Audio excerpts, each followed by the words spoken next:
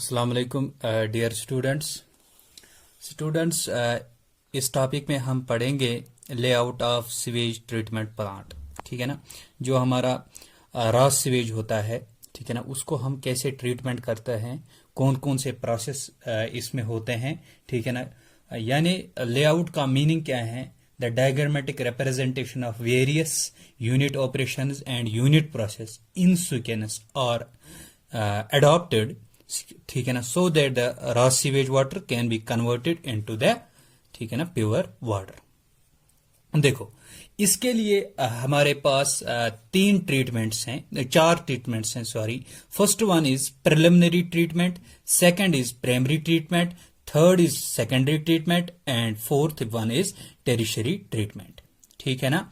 अब preliminary treatment में क्या क्या होती हैं? स्क्रीनिंग एंड ग्रिट चेंबर लगा होता है, 2 यूनिट ऑपरेशन होते हैं, यानी स्क्रीनिंग एंड ग्रिट चेंबर। ठीक है ना। इसके बाद preliminary treatment primary sedimentation tank, और इसमें जो यूनिट ऑपरेशन है एंड यूनिट प्रोसेस होती है सेडिमेंटेशन इसमें, यानी प्रोसेस जो हो रही है वो सेडिमेंटेशन हो रही है and unit operation is primary sedimentation tank. इसके बाद सेकेंडरी ट्रीटमेंट में क्या है? ठीक है ना, इसमें बायोलॉजिकल रिएक्टर होता है एंड दूसरा सेकेंडरी सेडिमेंटेशन टैंक। ठीक है ना, यानी बायोलॉजी का रिएक्टर होता है, इसमें फैन लगा होता है, वो फिर एरेशन होती है उससे। ठीक है ना, वो हम आगे देखेंगे। यानी दो यूनिट्स होते हैं एंड 2 यूनिट ऑपरेशन होते हैं, दैट इज बायोलॉजी का reactor and secondary sedimentation tank. इसके बाद टेरिशरी ट्रीटमेंट की तरफ देखेंगे तो एक ही यूनिट ऑपरेशन होती है, दैट इज डिसइंफेक्शन।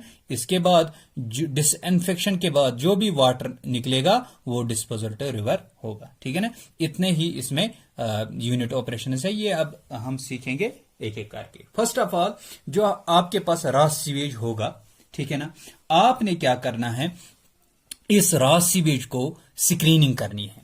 यानी स्क्रीनिंग में क्या होगा? जो भी फ्लोटिंग मैटर्स होंगे, जो भी फ्लोटिंग मटेरियल्स होंगे, बशेस होंगे, ठीक है ना, वो यहां पे स्क्रीनिंग में निकल जाएंगे। ठीक है ना। स्क्रीनिंग में ये जाल एक होता है, वो निकल जाएंगे और इसके बाद जो भी वाटर होगा, रॉ सीवेज होंगे, वो आगे ट्रांसफर हो जाएगा।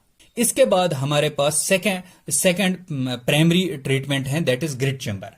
ग्रिट चेंबर सेम ये किस पे वर्क करता है? सेडिमेंटेशन टैंक के ऊपर। ठीक है ना। जैसे सेडिमेंटेशन टैंक में होता है, ठीक है ना, सेडिमेंट्स जमा होते हैं नीचे, वैसे ही इस ग्रिट चेंबर में होता है। इस ग्रिट चेंबर में क्या होता है?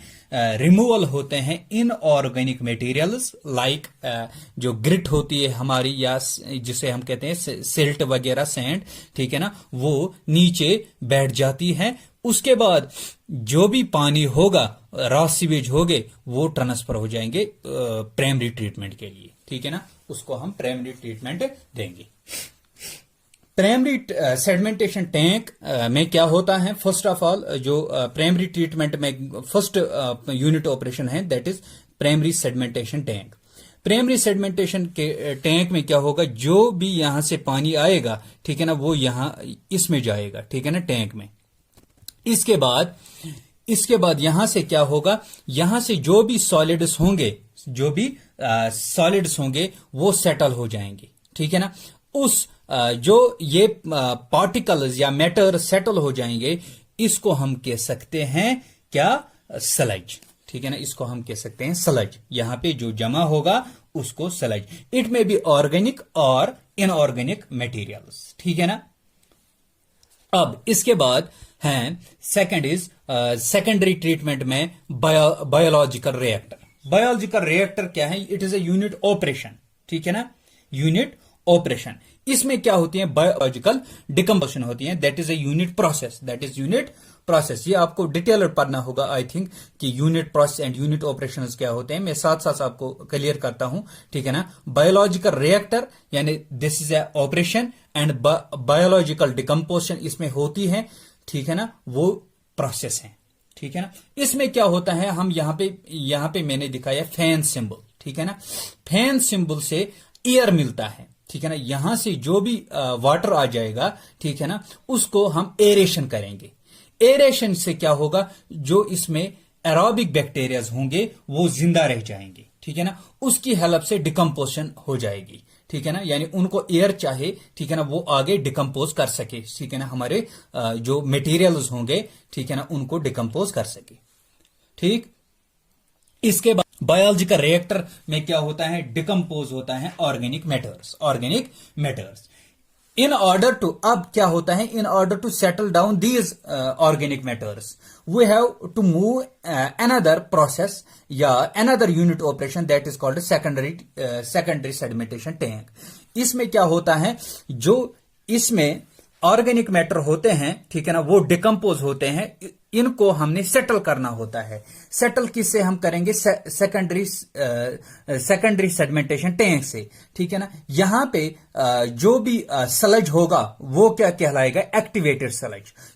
क्यों हम एक्टिवेटेड सलज इसको कहते हैं, बिकॉज इसमें जो माइक्रो ऑर्गेनिज्म प्रेजेंट होंगे, ठीक है ना, उसी से इनको हम एक्टिवेटेड सलज कह सकते हैं, ठीक है ना, क्योंकि ये एक्टिवेटेड होते हैं, इसमें माइक्रो ऑर्गेनिज्म्स होते हैं, ठीक है ना। इसके बाद सेकेंडरी सेडिमेंटेशन टैंक के बाद जो पानी ऊपर बचेगा, ठीक है ना, उसको फर्दर हम एक ऑपरेशन में दैट इज डिसइंफेक्शन में क्या होता है, क्लोरिनेशन होती है, ठीक है ना, टू किल द बैक्टीरिया। जो इसमें बैक्टीरिया होंगे वो मर जाएंगे, किससे, क्लोरिनेशन से, ताकि हमें एक प्योर वाटर मिले, ठीक है ना। इसके बाद जो ये पानी है इसको हम डिस्पोज ऑफ कर सकते हैं, किसमें, रिवर में, ठीक। अब जो सलज बच गई है हमें, ठीक है ना, यहां पे भी प्राइमरी सेडिमेंटेशन टैंक में सलज है और सेकेंडरी सेडिमेंटेशन टैंक में भी सलज है। इस जो सलज है वो आगे हम एक और यूनिट ऑपरेशन में ले जाएंगे इसको, ठीक है ना, उसको हम कहते हैं एनएरोबिक डाइजेशन। इसमें एक बैक्टीरियाज हम यूज करते हैं, ठीक है ना, इनको हम कहते हैं MITHAGOONS, मैथागोनस, ठीक है ना। मैथागोनस बैक्टीरियाज होते हैं वो, ठीक है ना। मैथागोनस बैक्टीरिया से क्या होता है, इससे हमारी डाइजेशन प्रोसेस होती है, ठीक है ना, इससे डाइजेशन होती है। अब इसके बाद इस प्राइमरी सलज को भी हम किसमें, एनारोबिक डाइजेशन करते हैं। इसके बाद जो बाय प्रोडक्ट निकलेगा वो बायोगैस होगा in the form of carbon dioxide and methane, ठीक। इसके बाद हम इसको जो यहां पे डाइजेस्टेड सलज हैं, इसको हम सलज को हम ड्राई कर सकते हैं बाद में। इसके बाद इसकी थिकनिंग कर सकते हैं और लास्ट में हमारे को मैन्यूअर मिल सकती है। यानी इसका मतलब है हमने रॉ सीवेज को 2 हिस्सों में बांट दिया, ठीक है ना, 2 हिस्सों में तकसीम किया, एक तो प्योर वाटर, दूसरा मैन्यूअर। यहां पे एक और बात है, यहां पे रिसाइकल्ड होती है सलज की, ठीक है ना, यहां पे रिसाइकल्ड सलज होती हैं। क्यों होती हैं, देखो, या इसमें क्या होते हैं, इसमें माइक्रो ऑर्गेनिज्म्स होते हैं, ठीक है ना। माइक्रो ऑर्गेनिज्म्स इसलिए हम इनको कहते हैं ना एक्टिवेटेड सलज, इसमें माइक्रो ऑर्गेनिज्म्स होते हैं, ठीक। इसमें भी माइक्रो ऑर्गेनिज्म्स होते हैं, इसलिए हम क्या करते हैं, in order the process of decomposition हम यहां से रिसाइकल्ड करते हैं। जो यहां का ये सलज हैं इसको फिर से यहां पे लाते हैं, ताकि अगर इसमें फॉर एग्जांपल 4 माइक्रो ऑर्गेनिज्म्स हैं, इसमें 8 थे, 8 और 4 कितने हो गए, 12, यानी 12 मिलके ये रैपिडली इसको डिकम्पोज कर सकेंगे, ठीक है ना। This was all about the layout of sewage treatment plant. I think आपको समझ में आया होगा, ठीक है ना। इसमें 4 स्टेजेस होते हैं, 4 ट्रीटमेंट्स होते हैं, ठीक है ना। Preliminary, primary, secondary and tertiary. Our next topic is layout of rain water harvesting, ठीक है ना। इसका लेआउट हमें ये भी 10 या 15 मार्क 15 मार्क्स का आ सकता है आपकी एग्जाम में, ठीक। देखो, first of all rain water harvesting क्या होती है, रेन वाटर हार्वेस्टिंग, ठीक।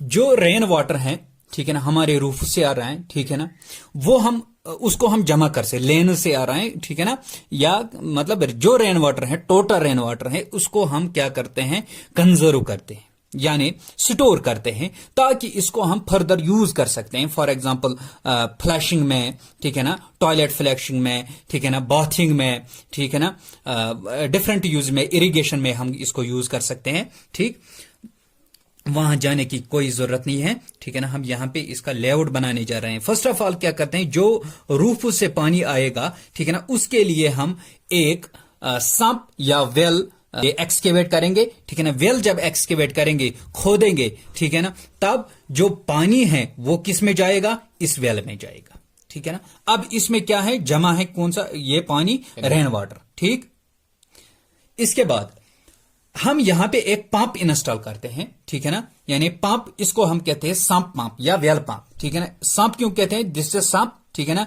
ये एक गड्ढा है जो हमने एक्सकेवेट किए हैं। इसके बाद यहां पे हम क्या लगाएंगे, एक पंप इंस्टॉल करेंगे, उसकी मदद से हम इसको रेज करेंगे, किस में, एक स्टोरेज टैंक में।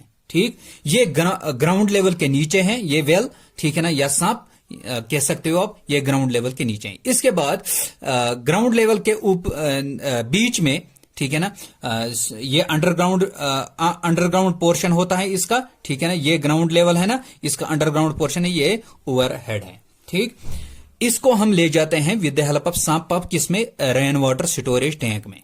ठीक, इस रेन वाटर स्टोरेज में टैंक में यहां तक पानी आया, ठीक है ना। अब हमने क्या किया, अब हमने यहां पे एक पाइप उठाई, ठीक है ना, इस पानी को फिर से ट्रांसफर किया with the help of pump, ठीक है ना, with the help of pump. That pump is called transfer pump, क्योंकि हम इसको ट्रांसफर कर रहे आगे, ठीक है ना, किस अंडर वेरियस यूनिट ऑपरेशंस। ठीक, ट्रांसफर पंप यहां पे लगा है। इसके बाद इस पानी को कहां ले जाएंगे, फिल्ट्रेशन में, ठीक है ना, वहां से ये फिल्टर हो जाएगा। ठीक, इसके बाद यूवी स्टरलाइजेशन में, ठीक है ना, यूवी स्टरलाइजेशन में यानी अल्ट्रावायलेंट स्टरलाइजेशन हम करते हैं, ठीक है ना, यानी फर्दर एक एक्शन करते हैं, ठीक है ना। इसके बाद क्लोरिनेशन यूनिट आता है, ठीक है ना, जिसमें हम क्लोरीन इसको ऐड करते हैं ताकि जो बैक्टीरिया होंगे इसमें वो मर जाएंगे। इसके बाद फिर से एक यहां से पाइप होगी, ठीक है ना, इसको किस में ट्रांसफर करते हैं, होल्डिंग टैंक में, ठीक है ना। यहां पे वाटर होल्ड होगा, कौन सा वाटर, जो ट्रीटेड वाटर हमने लाया। ठीक, नाउ जो ट्रीटेड वाटर इसमें है, इसको हम फिर से एक पंप यहां पे इंस्टॉल करेंगे, ठीक है ना, जिसको हम नाम देंगे रिसर्कुलेशन पंप। जो ये पानी इसमें होल्डिंग है, यानी होल्ड है, ये जो पानी इसमें जमा है, उसको बाद में हम ट्रांसफर करेंगे टू रेजिडेंट्स, ठीक है ना, यानी सप्लाई देंगे रेजिडेंट्स को, ठीक है ना। ये था layout of rain water harvesting का, ठीक है ना, जो मैंने आपको ऑलरेडी इसकी ड्राइंग प्रोवाइड की है, ठीक है ना। आपको समझना था क्या क्या हो जाता है इसमें, क्या कौन कौन से प्रोसेस हैं, ठीक है ना। आई होप ये आपको समझ आया बहुत अच्छे तरीके से, ठीक है ना। अगर इसमें आपको कंफ्यूजन हुआ है तो यू कैन कमेंट में। Wish you all the best.